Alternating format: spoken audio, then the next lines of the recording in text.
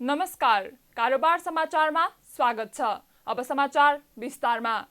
अर्थमन्त्री जनार्दन शर्माले बजेट निर्माणमा अनाधिकृत व्यक्तिलाई संलग्न गराएको भन्ने कुरा अत्यन्तै भ्रामक, झुटा र कपोकल्पित भएको भन्दै त्यसको खण्डन गर्नुभएको छ। बजेट निर्माणमा अनाधिकृत व्यक्तिलाई संलग्न गराइएको भन्दै प्रमुख प्रतिपक्षी दल एमालेले राजीनामा माग गरिरहेको बेला अर्थमन्त्री शर्माले यस्तो स्पष्टीकरण दिनुभएको हो। उहाँले मंगलबार प्रतिनिधि सभा बैठकमा समय माग गरेर बोल्दै बजेट निर्माणका लागि अर्थ मन्त्रालयमा अर्थ सचिव र राजस्व सचिवको नेतृत्वमा टिम परिचालन हुने र उनीहरूले तयार गरेको बजेटमा अर्थमन्त्रीको हैसियतमा आफूले सरकारको नीति तथा कार्यक्रम मात्रै दिने अधिकार भएको र सोही अनुसार काम गरिएको दावी गर्नुभयो।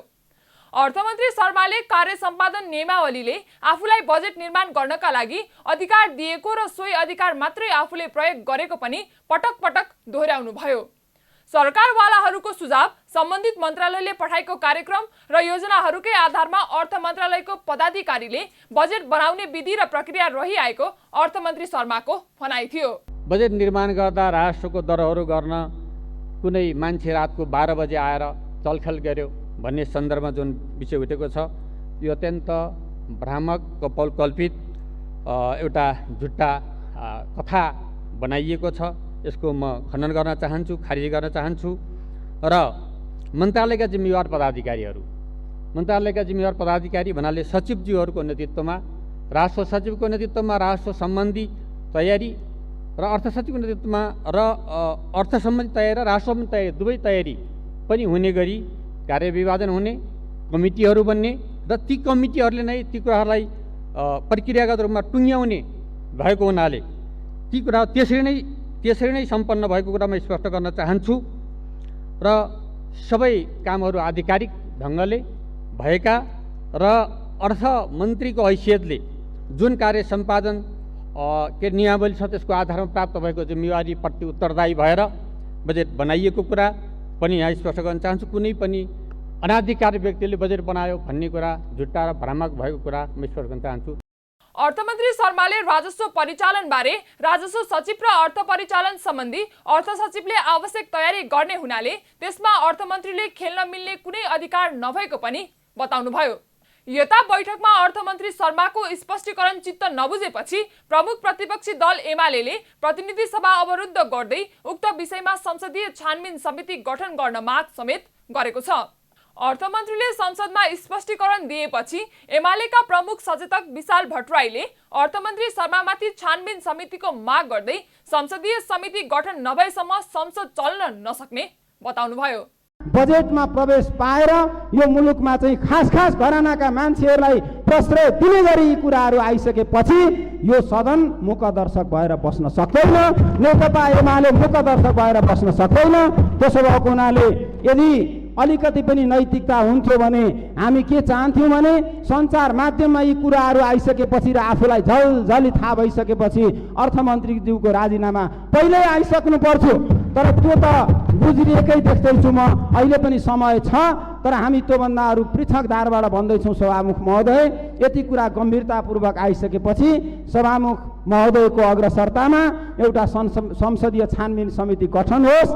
र ठिक छ, उहाँले दाबी गर्नुभएको छ होइन भन्ने, हामीले हो भनेका छौँ। ठिक छ, छानबिन गरौँ, छानबिनले रिपोर्ट दिएला, उहाँ सही साबित हुनुभएछ भने हामी यी कुराहरूबाट प्याक हटौँला सभामुख महोदय। त्यसो भएको हुनाले हाम्रो यो नेकपा एमालेको अडान हो। म दलको तर्फबाट भन्न चाहन्छु संसदीय छानबिन समिति गठन होस् र यो सदन त्यसपछि मात्रै अगाडि बढ्छ, म यो आग्रह गर्न चाहन्छु। यसअघि मंगलबारको बैठक सुरु हुन साथ एमालेका सांसदहरू उठेर अर्थमन्त्री शर्माको राजीनामा माग गरेका थिए। बजेट निर्माणको समयमा अर्थ मन्त्रालयमा अनाधिकृत व्यक्ति प्रवेश गरेर अर्थमन्त्री शर्माले करको दर हेरफेर गरेको भन्ने बारे प्रश्न उठ्दा पनि संसदमा उपस्थित भएर जवाफ नदिएको भन्दै एमालेले राजीनामा दिन माग गरेको हो।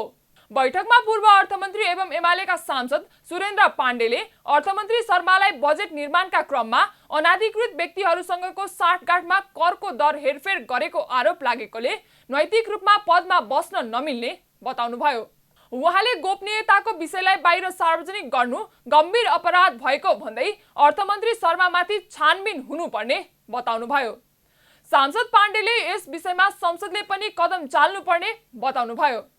सांसद पाण्डेले यस प्रकरणको सम्बन्धमा प्रधानमन्त्री शेरबहादुर देउवाको पनि ध्यानाकर्षण गराउनुभयो। उहाँले यस विषयमा प्रधानमन्त्री देउवाले जवाबदेहिता लिनुपर्ने भन्दै संसदलाई जानकारी गराउन पनि आग्रह गर्नुभयो। नेपालका उद्योगहरूलाई सुकाउने गरी 7.5% कर लगाउने जुन नीति उहाँले गर्नुभएको छ, यो कस्तो किसिमको संलग्नता र साँठगाँठमा भएको हो, यसको जानकारी चाहियो संसदलाई। त्यसकारणले म यहाँलाई अहिले के भन्न चाहन्छु भने, यति गम्भीर प्रश्न उठेपछि नैतिक रूपले अर्थमन्त्री त्यो पदमा बस्नको लागि सक्षम हुनुहुन्छ, लायक हुनुहुन्छ, यसको जवाब संसदलाई चाहिन्छ। र म प्रधानमन्त्रीको पनि ध्यानाकर्षण गर्न चाहन्छु, सम्माननीय प्रधानमन्त्रीको, कि यति गम्भीर प्रश्नमा प्रधानमन्त्रीले यसको जवाफदेही लिनुपर्छ कि पर्दैन, यो केवल अर्थमन्त्रीको मात्रै विषय हो कि के हो, यसको जानकारी संसदलाई चाहिन्छ। नेकपा एमालेको तर्फबाट यो कुरालाई हामी गम्भीरतापूर्वक उठाएका छौँ। बजेट भाषणको अघिल्लो रात राजस्व प्रशासनमा लामो समय काम गरेर अवकाश भएका नायब सुब्बा रघुनाथ घिमिरे र अर्को एकजना चार्टर्ड अकाउन्टेन्टलाई अर्थ मन्त्रालयमा प्रवेश गराएर अर्थमन्त्री शर्माले करको दर हेरफेर गर्न निर्देशन दिएको भन्ने आरोप लागेको छ। खास गरी सत्तारूढ दलकै सांसद तथा व्यापारीहरूलाई अनुकूल हुने र अन्यलाई असर पार्ने गरी विद्युतीय सवारी साधनमा अन्तशुल्क तथा भन्सार महसुल वृद्धि, सेनिटरी प्याडमा विदेशीलाई छुट र स्वदेशीलाई कच्चा पदार्थमा भन्सार महसुल यथावत, फलाम तथा इस्पातमा आश्रित तार र मोटरसाइकलमा थप गरिएको भन्सार महसुल, निजी कम्पनीलाई पनि बिमा कार्यक्रम सम्बन्धी व्यवस्था हेरफेर गरेको आरोप लागेको हो। करको दर हेरफेर भएको विषयमा पूर्वका उद्योगी व्यवसायीले भ्रष्टाचार भएको भनेर विज्ञप्ति नै जारी गर्नेदेखि सडक सङ्घर्षसम्मका कार्यक्रम सार्वजनिक समेत गरिसकेका छन्।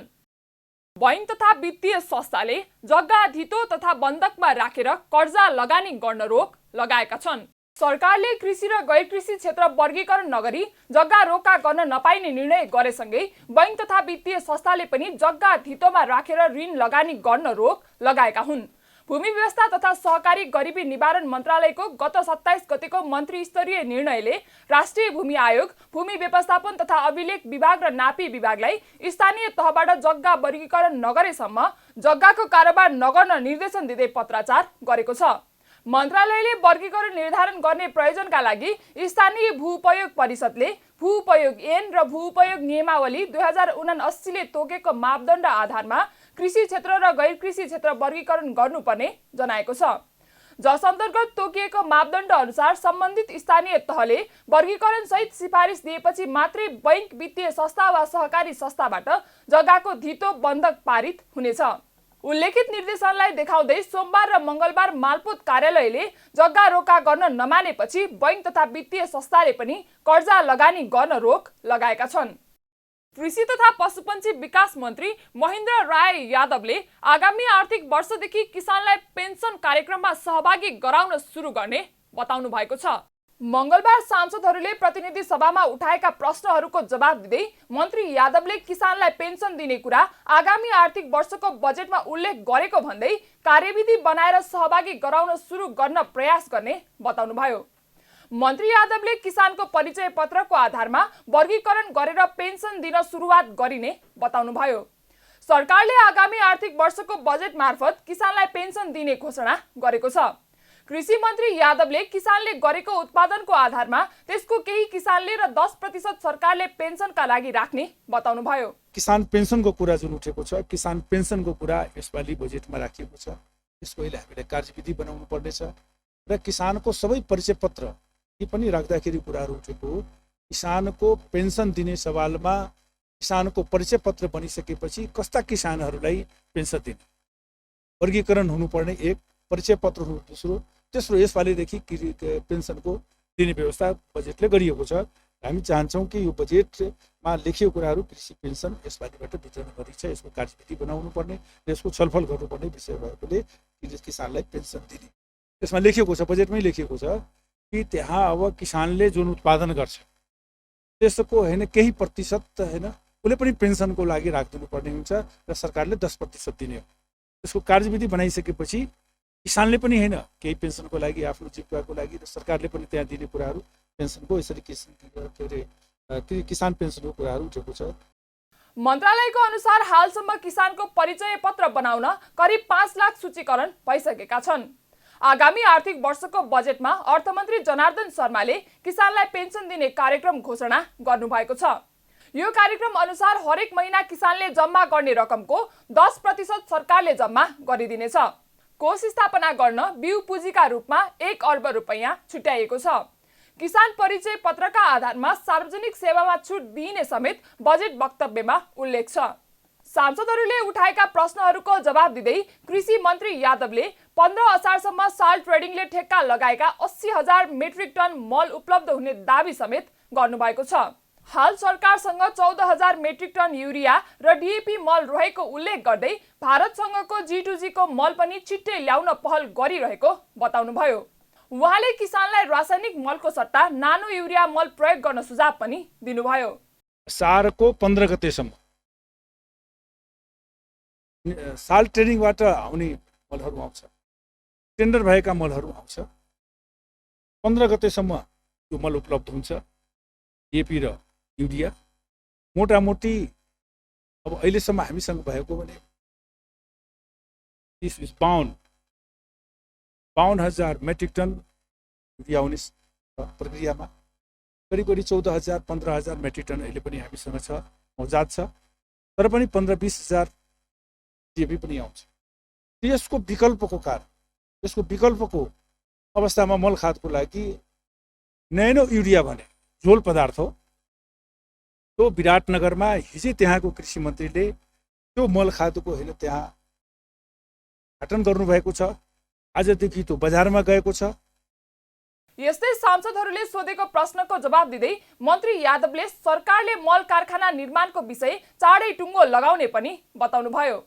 उहाँले मल कारखाना निर्माण प्रक्रियाको जिम्मा उद्योग मन्त्रालयको भएको भन्दै उद्योग मन्त्रालयको प्रस्तावमा लगानी बोर्डले चाँडै नै मोडालिटी टुङ्गोमा पुर्याउने विश्वास व्यक्त गर्नुभयो।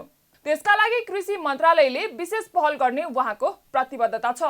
मल कारखानाको लागि बजेट छुट्याइएको छ र यो बजेट यसपालिको बजेटमा छुटिएको र अर्को यो उद्योग मन्त्रालयसँग सम्बन्धित विषय पनि हो।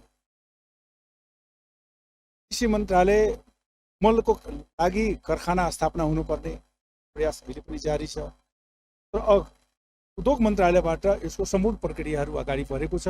लगानी बोर्डमा यो छलफलको विषय हो। सम्भाव्यता अध्ययन भइरहेको छ। यो अध्ययनले अब जुन निर्णय गर्छ त्यो लगानी बोर्डले नै यो मल कारखानाको स्थापना त्यहाँबाट कसरी गर्न सकिन्छ गर्नको लागि प्रयास सरकार प्रतिबद्ध छ। मलाई चाहिँ चाँडैभन्दा चाँडै लगानी बोर्डले यसको प्रक्रियाहरू टुङ्गो लगाएर यसलाई प्रक्रिया अगाडि बढाउने तिनका होइन छलफल भएको सामान्य प्रधानमन्त्रीको नेतृत्वमा लगानी बोर्डको बैठक छ। त्यो बैठकमा कृषि मन्त्रालयको पनि सहभागिता छ, अर्थ मन्त्रालयको सहभागिता छ, उद्योग मन्त्रालयको सहभागिता छ। त्यो सहभागितामा पनि होइन चाँडै टुङ्गाउने हिसाबमा लगानी बोर्डले हामीलाई चाहिँ प्रश्न दिएको हो। मन्त्री यादवले किसानको माटो परीक्षणका काम पनि प्राथमिकतामा रहेको पनि बताउनुभयो।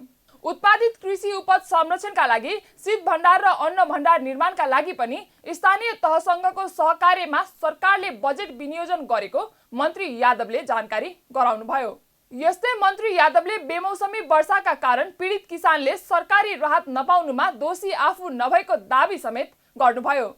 उहाँले पीडित किसानको लागत सङ्कलन गरेर कृषि मन्त्रालय र गृह मन्त्रालयले वितरण नगरेको दावी गर्नुभयो। मन्त्री यादवले किसान अनुदान र उखु किसानका भुक्तानी पारदर्शी बनाएको दावी समेत गर्नुभएको छ। खानेपानी मन्त्री उमाकान्त चौधरीले अर्बौंको लगानीमा निर्माण गरिएको मेलम्ची खानेपानी आयोजनाको सुरुङ सुरक्षाको लागि वर्षायामसम्मको लागि त्यहाँको पानी काठमाडौँ उपत्यका ल्याउन बन्द गर्नु परेको स्पष्ट पार्नु भएको छ। मंगलबार प्रतिनिधि सभा बैठकमा आफ्नो मन्त्रालय अन्तर्गतको विनियोजन शीर्षकमाथि सांसदहरूले उठाएको प्रश्नको जवाब दिने क्रममा मन्त्री चौधरीले सो स्पष्टीकरण दिनुभएको हो। उहाँले जल तथा मौसम विभागको प्रक्षेपण, मौसमविदहरूको सुझाव र सो स्थानमा जडित अर्ली वार्निङ सिस्टम विज्ञहरूबाट प्राप्त सूचना र सुझावको आधारमा सो आयोजनाको पानी काठमाडौँ ल्याउन वर्षायामसम्मका लागि बन्द गरिएको जानकारी गराउनुभयो। मन्त्री चौधरीले वर्षायाम सकिने बित्तिकै सो आयोजनाको पानी काठमाडौँ ल्याउने काम सुरु हुने मन्त्रालयको योजना रहेको बताउनुभयो। यस अवधिमा काठमाडौँवासीलाई पानीको अभाव हुन नदिन बागमतीबाट सुन्दरी जल पानी प्रशोधन केन्द्रमा पानी पठान्तर गर्ने, केयुकेएल अन्तर्गतका बोरिङहरूको क्षमता अभिवृद्धि गर्ने र अन्य स्रोतको उपयोग गर्ने कार्यहरू भइरहेको उहाँको भनाइ थियो। मन्त्री चौधरीले काठमाडौँ उपत्यकाको दिगो खानेपानी व्यवस्थापनका लागि मकवानपुरको सिस्नेरी खोला, ललितपुरको ठोस्ने र भक्तपुरको महादेव खोलाबाट काठमाडौँ उपत्यकामा पानी आपूर्ति गर्न अध्ययन भइरहेको समेत बताउनुभयो। अर्बौंको लगानीमा निर्मित सुरुङको सुरक्षाका लागि जल तथा मौसम विभागको प्रशिक्षण, मौसमविदको सुझाव र सो स्थानमा जडित अर्ली वार्निङ सिस्टम र विज्ञहरूको समेतबाट प्राप्त सूचना र सुझावको आधारमा योजना सञ्चालन वर्षायामसम्मको लागि बन्द गरिएको हो। यस अवधिमा काठमाडौँवासीलाई पानीको अभाव हुन नदिन बागमतीबाट सुन्दरी जल पानी प्रशोधन केन्द्रमा पानी पठान्तरण गर्ने, केयुकेएल अन्तर्गतका बोरिङहरूको क्षमता अभिवृद्धि गर्ने र अन्य स्रोतको उपयोग गर्ने कार्यहरू भइरहेको छ। मेलम्ची खानेपानी योजनाको विकल्प र पूरकको रूपमा काठमाडौँ उपत्यकाको दिगो खानेपानी व्यवस्थापनका लागि मकवानपुरको सिस्नरी खोला, ललितपुरको ठोस्ने र भक्तपुरको महादेव खोलाबाट काठमाडौँ उपत्यकामा पानी आपूर्ति गर्न अध्ययन भइरहेको छ। मन्त्री चौधरीले काठमाडौँ उपत्यकाको चक्रपथभित्र खानेपानीमा सबैको सुरक्षित पहुँच पुर्याउनका लागि पाइपलाइन सञ्चालन विस्तारको काम भइरहेको पनि जानकारी गराउनुभयो। शिक्षा, विज्ञान तथा प्रविधि मन्त्री देवेन्द्र पौडेलले कागज आपूर्ति हुन नसक्दा समयमै पाठ्यपुस्तक उपलब्ध गराउन नसकिएको दावी गर्नुभएको छ। मंगलबारको प्रतिनिधि सभा बैठकमा विनियोजन विधेयक 2079 अन्तर्गत मन्त्रालयको विभिन्न शीर्षकहरू माथिको छलफलका क्रममा उठेका प्रश्नहरूको जवाब दिँदै मन्त्री पौडेलले कागजको आपूर्ति हुन नसकेको कारण समयमै पाठ्यपुस्तक उपलब्ध गराउन नसकिएको बताउनु भएको हो। उहाँले पाठ्यपुस्तक छाप्ने कागज अन्तर्राष्ट्रिय बजारबाट ल्याउनु पर्ने र सोको आपूर्ति हुन नसक्दा छपाईमा ढिला भएको बताउनुभयो। त्यसैगरी पाठ्यपुस्तक छाप्ने जिम्मेवारी पाएको जनशिक्षा सामग्री लिमिटेडका कर्मचारीहरू स्थानीय तह निर्वाचनमा जानुपर्ने स्थिति भएका कारण पनि असर परेको उहाँले उल्लेख गर्नुभयो। मन्त्री पौडेलले पाठ्यपुस्तक उपलब्ध गराउन 15 दिन मात्रै ढिला भएको दावी गर्नुभयो। पुस्तक छाप्नुको निम्ति प्रस्तावित भएर सर्टिफाइड भएको कागज चाहिँ हामीले अन्तर्राष्ट्रिय बजारबाट ल्याउनुपर्छ। सहज आपूर्ति चाहिँ हुन सकेन। म आफै पनि 5 पटक जनशिक्षामा पुगेको छु। समयमा पाठ्यपुस्तक पुर्याउने प्रतिबद्धता हामीले सार्वजनिक रूपमा व्यक्त गरेको हुँदाखेरि समयमा पाठ्यपुस्तक जसरी नै पुर्याउनु पर्छ हामी अहोरात्र हामीले ध्यान दियौँ। तर दुर्भाग्य चाहिँ कागजको आपूर्ति समयमा हुन सकेन। निर्वाचन आयोगले निर्णय गरेको चुनावमा जनशिक्षा सामग्रीका कर्मचारीहरू पनि चुनावमा जानुपर्ने बाध्यात्मक स्थिति भयो। त्यसले गर्दाखेरि सहजतापूर्वक 15 दिन चाहिँ पाठ्य सामग्री पुर्याउने कुरा ढिलो भएको कुरा म यहाँहरूलाई जानकारी गराउन चाहन्छु। शिक्षा मन्त्री पौडेलले बाल विकास शिक्षकलाई सङ्घीय सरकारबाट 2000 रुपैयाँ थप गरी 10,000 उपलब्ध गराउन बजेट व्यवस्था गरिएको पनि बताउनुभयो। उहाँले हाल विद्यालयमा कार्यरत पूर्व प्राथमिक शिक्षक कर्मचारीको विवरण अद्यावधिक गरी कर्मचारी व्यवस्थापनको सेवा शर्त निर्धारणका लागि कार्य अघि बढाइएको जानकारी दिँदै सो सेवा शर्त निर्धारण भए पश्चात सोही अनुरूप कर्मचारीको तलब निर्धारण हुने गरी अर्थ मन्त्रालयसँग समन्वय गरी आवश्यक व्यवस्था मिलाइने बताउनुभयो। त्यसैगरी उहाँले सङ्घीय शिक्षा ऐनको मस्यौदा तयार भइसकेको र सहमतिका लागि कानुन, न्याय तथा संसदीय व्यवस्था मन्त्रालय र अर्थ मन्त्रालयसँग आवश्यक छलफल भइरहेको बताउनुभयो। सहमतिपछि सदनमा प्रस्तुत गरिने उहाँले बताउनुभयो। हाल विद्यालयमा कार्यरत पूर्व प्राथमिक शिक्षक कर्मचारीको विवरण अद्यावधिक गरी कर्मचारी व्यवस्थापन सेवा शर्त निर्धारणका लागि कार्य अघि बढाइएको छ।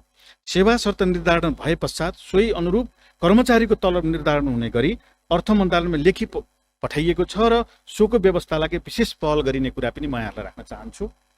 अब सङ्घीय शिक्षा ऐन जारी गर्ने विषयमा हामीले सङ्घीय शिक्षा ऐन विद्यालय शिक्षा, उच्च शिक्षा र प्राविधिक शिक्षा, त्यसपछि सहमतिका लागि हामीले कानुन, न्याय र संसदीय व्यवस्था मन्त्रालयमा पठाइएको छ। त्यसको साथसाथै प्राविधिक शिक्षा ऐन र यो प्रतिष्ठानसित सम्बन्धित प्रतिष्ठानहरूलाई कसरी चलाउने भन्नेसित सम्बन्धित प्राविधिक यो प्रकृतिको चाहिँ खास गरी ऐनलाई पनि हामीले ड्राफ्ट गरिकन विज्ञहरूसित छलफल गरेर सहमतिको निम्ति अर्थ मन्त्रालयले कानुन मन्त्रालयमा पठाएको कुरा पनि म यहाँहरूलाई जानकारी गराउन चाहन्छु र लगत्तै त्यहाँबाट सहमति भएर आउँदा बित्तिकै यसै सदनमा यहाँ प्रस्तुत गर्ने प्रतिबद्धता पनि म व्यक्त गर्न चाहन्छु। मन्त्री पौडेलले विद्यालय तह पूरा गर्दा विद्यार्थीमा कुनै प्रकारको व्यावसायिक सिप प्रदान गरी शिक्षालाई रोजगारमूलक बनाउन 1 लाख विद्यार्थीलाई सिपमूलक तालिम प्रदान गरिने, युवालाई छोटो अवधिको रोजगारमूलक तालिम दिने, सिक्दै कमाउँदै कार्यक्रम चालु वर्ष 140 विद्यालयमा सुरु गरिएको र आगामी वर्ष थप 100 विद्यालयमा विस्तार गर्ने गरी थप बजेट विनियोजन गरिने पनि उल्लेख गर्नुभयो। त्रिचन्द्र बहुमुखी क्याम्पस त्रिचन्द्र कलेजको पुनर्निर्माणको माग गर्दै विद्यार्थीहरूले विरोध प्रदर्शन गरेका छन्।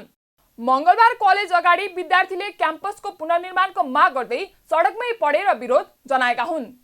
क्याम्पसका भौतिक संरचनाको पुनर्निर्माण हुन नसक्दा विद्यार्थी जीर्ण कक्षाकोठामा बसेर अध्ययन गर्न बाध्य छन्। कलेजमा अध्ययनरत विद्यार्थीहरूले भवन कुन बेला भत्किन्छ भन्ने डरमा पढ्नु परेको गुनासो गर्दै भवनका कक्षाकोठामा पानी परेको बेला चुहिने गरेको बताएका छन्। उनीहरूले राज्य सत्तामा पुगेपछि आफैले पढेको घर बिर्सिने परिपाटी रहेको भन्दै प्रधानमन्त्री शेरबहादुर देउवाले यसमा कुनै चासो नदिएको बताए।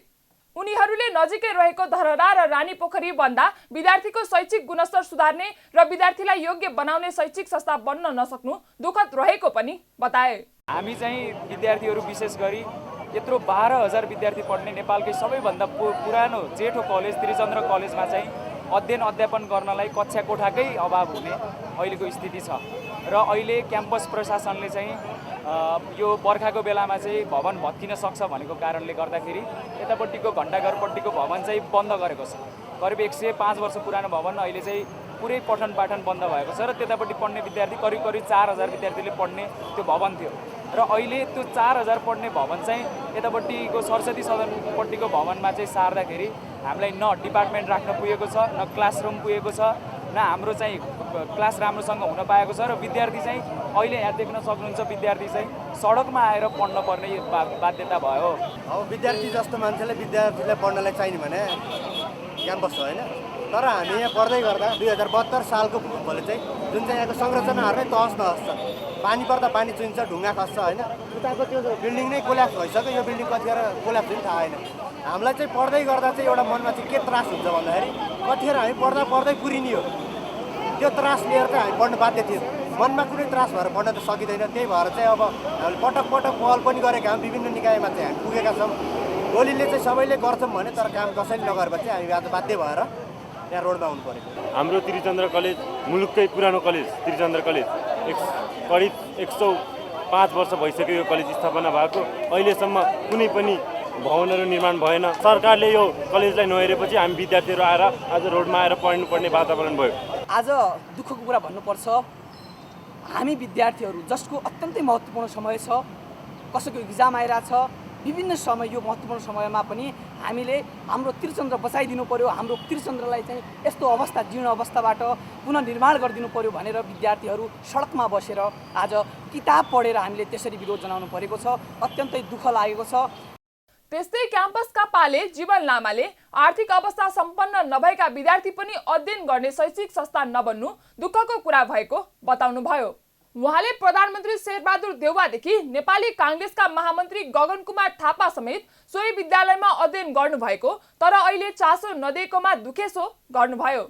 शेरबहादुर देउवा पनि यहीँ पढ्नुभयो, गगन थापा त मलाई थाहा छैन यहीँ पढ्नुभयो। गगन थापालाई म सस्तोमा देउँदा पनि भेट्न जान्थेँ, दाइ यस्तो यस्तो बोल भनेर म सल्लाह पनि दिन्थेँ दाइलाई। अनि अहिले अब यत्रो भइसक्यो, गगन थापाले पनि हेर्नु न, उहाँ पनि अब सरकारकै अब महामन्त्रीमा चाहिँ अस्ति महाधिवेशन जित्नुभयो भन्दै गर्दा यो त्रिचन्द्र चाहिँ सबै बनाउँदाखेरि मलाई दुःख लाग्यो। मेरै आँखा अगाडि दरबार हाई स्कुल बन्यो, अब तपाईँको सुन्दारा पनि बन्यो भनेपछि यो घण्टाघरलाई चाहिँ यो त्रिचन्द्र चाहिँ किन नेपाल सरकारले प्रधानमन्त्री देउवा हुनुहुन्छ उहाँले किन आँखा लाउनुहुन्न, किन पुरो तत्त्वलाई पठाउनुहुन्न। पाले लामाले आफूले क्याम्पसमा काम गरेको 20 वर्ष भइसकेको भन्दै आजसम्म कुनै सरकारी निकायले अनुगमन नगरेको बताउनुभयो। शेयर बजार घटेर 2000 अङ्कबाट पनि तल झरेको छ। लगातारको गिरावटसँगै शेयर बजार मापन गर्ने नेप्से परिसूचक घटेर 2000 अङ्कबाट पनि तल झरेको हो। साताको दोस्रो कारोबार दिन मंगलबार नेप्से परिसूचक 1.78% अर्थात् 36.08 अङ्कले घटेर 1996.25 अङ्कमा ओर्लिएको छ। नेप्से परिसूचक मङ्गलबार गत 18 महिना यताकै कम बिन्दुमा छरेको हो। बजार तीव्र गतिमा ओह्रालो लाग्दा कारोबार रकम पनि मुस्किलले 1 अर्ब रुपैयाँ मात्र नागेको छ। दिनभर कुल 232 कम्पनीको 41,47,000 किता सेयर 1 अर्ब 18 करोड 55 लाख रुपैयाँ बराबरमा कारोबार भएको छ।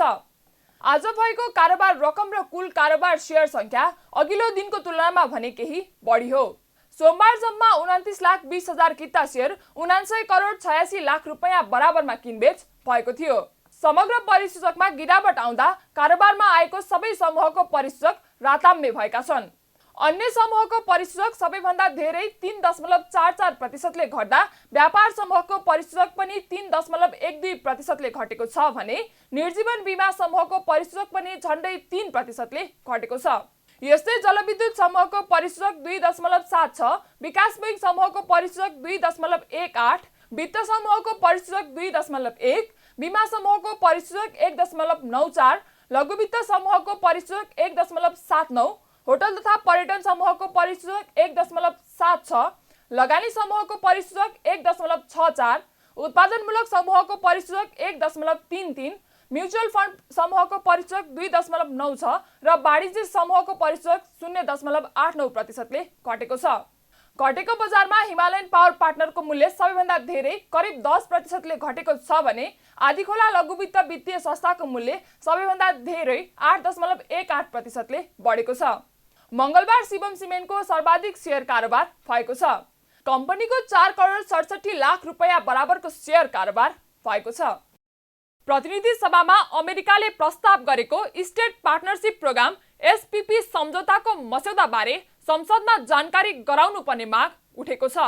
मङ्गलबार बसेको प्रतिनिधि सभाको बैठकमा नेपाल मजदुर किसान पार्टी नेमकेपाका सांसद प्रेम सुवालले अमेरिकाले प्रस्ताव गरेको 10 बुँदेबारे सदनलाई जानकारी गराउन माग गर्नुभएको हो। उहाँले विगतमा एमाले नेतृत्वको सरकारका मन्त्रीहरूको पनि यस विषयमा संलग्नता रहेको भन्दै जिम्मेवार सबै पार्टीका मन्त्रीहरूले संसदलाई यथार्थता जानकारी गराउनु पर्ने माग गर्नुभयो। सांसद सुवालले विषय स्पष्ट नभएसम्म प्रतिनिधि सभा बैठक अगाडि बढाउन नमिल्ने धारणा राख्नुभयो।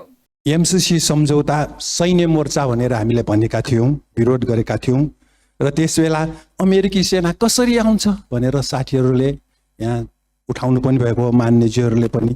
अहिले अमेरिकी सेना बरोबर नेपाल आइरहेको र 10वटा बुँदामा नेपाली सेना र नेपाल सरकारलाई सही छाप गराउने तयारी गरेको र यसमा योभन्दा अगाडिको एमालेको सरकारका मन्त्रीहरूको पनि संलग्नता रहेको भनेर बाहिर आएको छ। यसकारण यसमा जो संलग्न छन् ती सबै पार्टी, राजनीतिक पार्टी र सरकारको तर्फबाट जिम्मेवार मन्त्रीहरूले यो सदनलाई यथार्थ जानकारी दिलाउनु जरुरी छ। सभामुख महोदय, र जेठ 14 गते राति 12 बजे अर्थ मन्त्रालयमा पसेका 2 जना मान्छेमध्ये 1 जनाको परिचय अझै खुलेको छैन। सीए, त्यो सीए विदेशी नै हुनुपर्छ भन्ने आएको छ अहिले, र कुन देशको नागरिक हो त्यो बाहिर आएको छैन। विदेशी नागरिक अर्थ मन्त्रालयमा कर छुट गराउन कसरी पुगे? कुन नागरिक हो त्यो सीए? अर्थमन्त्रीले कुन कुन उद्योगलाई कति छुट दिनुभयो त्यो चाहिँ यहाँ स्पष्ट आउनु पर्यो। यो स्पष्ट नभएसम्म यो बैठक नै अगाडि बढाउन मिल्दैन। सभामुख महोदय, यो देशको ढुकुटीसँग सम्बन्धित हो। बैठकमा सांसद सञ्जय कुमार गौतमले बर्दिया राष्ट्रिय निकुञ्ज वरपर रहेका बस्तीहरूलाई स्थानान्तरण गर्न माग गर्नुभयो। गौतमले निकुञ्जमा रहेका वन्यजन्तुको आक्रमणबाट वर्षेनी मानिसहरूको मृत्यु हुने गरेको भन्दै निकुञ्ज वरपर रहेका बस्तीहरूलाई स्थानान्तरण गरिनुपर्ने बताउनुभयो। राजमार्गका कतिपय ठाउँहरूमा अन्डरपास र ओभरपासको व्यवस्था गरेर यो मानव र वन्यजन्तु बीचको द्वन्द्वलाई कम गर्नुपर्ने परिस्थितिहरू देखिन्छ। त्यस्तै दिगो वैकल्पिक जीविकोपार्जनको उपाय गर्नका लागि पुरै वैकल्पिक उपायहरू पनि गर्नुपर्ने। हामीहरू जङ्गलसँग आश्रित छौँ। सभामुख महोदय, जङ्गलमा गएपछि धेरै घटनाहरू घट्छन्। त्यसकारण वैकल्पिक उपायको खोजी पनि नेपाल सरकारले तत्काल गर्नुपर्ने आवश्यकता छ र कतिपय बस्तीहरू गम्भीर जोखिममा छन्। यहाँ ती गम्भीर जोखिममा भएका बस्तीहरू जस्तो डाँडा गाउँ, पत्थरपुरी जस्ता गाउँहरू छन्, त्यसलाई विस्थापन गरेर अर्कोतिर त्यसलाई स्थानान्तरण गर्नुपर्ने परिस्थिति छ। सांसद गौतमले मानिस र वन्यजन्तु बीच द्वन्द्व बढिरहेको भए पनि सरकार गम्भीर नभएको आरोप लगाउँदै वन्यजन्तु मैत्री पूर्वाधार निर्माण गर्न सुझाव समेत दिनुभयो। कारोबार समाचार सकियो। हामीलाई बिदा दिनुहोस्। नमस्ते।